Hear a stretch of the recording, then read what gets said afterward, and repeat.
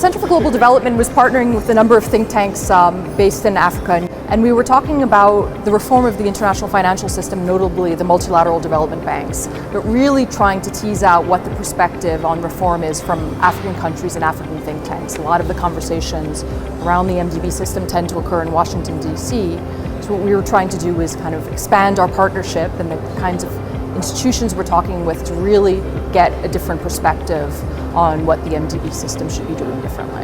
I'm attending this meeting, of course, as a partner who, together with the CDG and other think tanks, we decided to organize this sideline conference here to discuss about the MDB reforms. And we also wanted, in a way, through this collaboration, to showcase the diversity of views and how we can find common grounds and also how to advance in this agenda. Over the last 2 years, there has been a wide-ranging effort to reform MDBs to better enable them to help countries meet these challenges.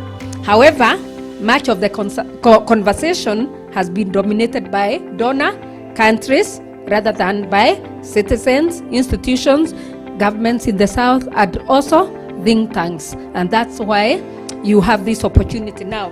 It feels to me like the global financial architecture conversation is about what part of the elephant are you touching. But for us to move this thing forward, we have to move the whole elephant forward. We can't just have MDB reform, which is just about let's increase capital. Yes, that's important, but there's also a number of structural changes and issues with MDBs that needs to be tackled. We must work together in fixing these issues. And I think that's the only way we can stop ourselves from sitting here in 40 years, because we are all trying to tackle these issues individually as countries. This forum has been used to raise the voices of the South. And we believe that the process that is ongoing for reform of these institutions will take into account that the recommendations that many of us have raised. These exchanges of ideas are incredibly important, and they can lead to very concrete outcome, and that's one of the things that days like today help us do. We're going from here with a certain view of how we want to change things, and hopefully things will change.